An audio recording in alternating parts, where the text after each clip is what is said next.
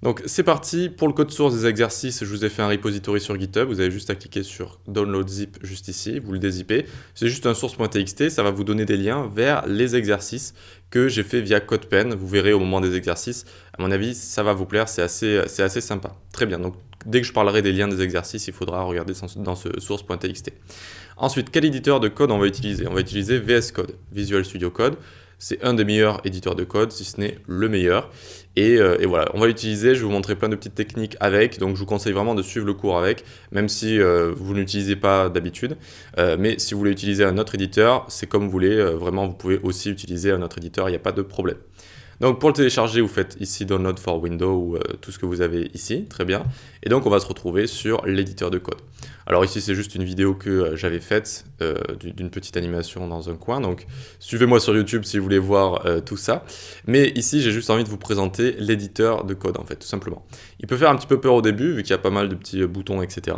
Mais il est vraiment très bien, je vous dis ça sans être biaisé. Pourquoi? Parce que de base déjà on a Emmet d'installer. Emmet c'est une extension qui a été tellement populaire parmi les développeurs que VS Code se sont dit tiens on va la mettre de base.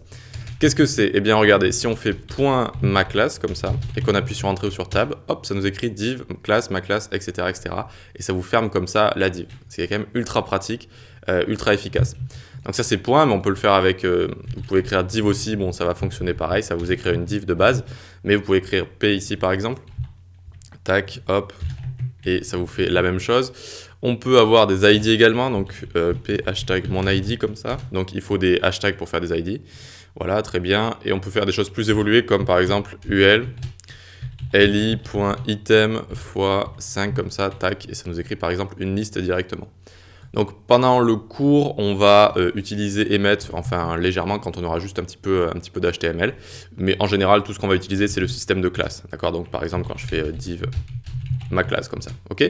Donc pour faire une classe, c'est div.maclass ou juste .maclass et ensuite on appuie sur entrée ou sur tab et ça vous l'écrit directement. Ok? Donc ça déjà, c'est Emmet, c'est installé de base.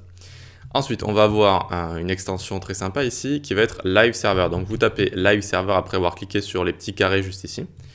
Hop, et vous allez cliquer sur Install directement. Ici, je l'ai déjà installé, c'est pour ça que ça me propose un install. Très bien.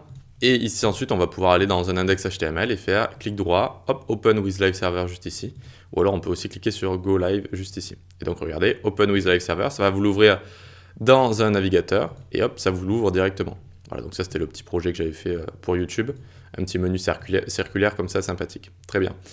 Très bien, parfait. Donc ça aussi, c'est très intéressant. Et qu'est-ce qu'on va avoir également pour terminer? On va dans File et on va cliquer sur Autosave ici. C'est-à-dire qu'au lieu d'avoir besoin d'enregistrer avec CTRL-S tout le temps, dès qu'on va écrire quelque chose, hop, dès qu'on sort les doigts du clavier, dès qu'on arrête d'appuyer sur les touches, ça va l'enregistrer automatiquement. Ça, couplé à notre live server, ça va être ultra pratique. C'est-à-dire que dès que je code quelque chose, en fait, ça s'enregistre et ça me le montre directement sur une page web. On ne peut pas rêver de plus efficace. Voilà donc pour VS Code, pas plus compliqué que ça. Ici, donc, on va avoir tout ce qui est éléments, donc tout ce qui est fichiers, images, etc.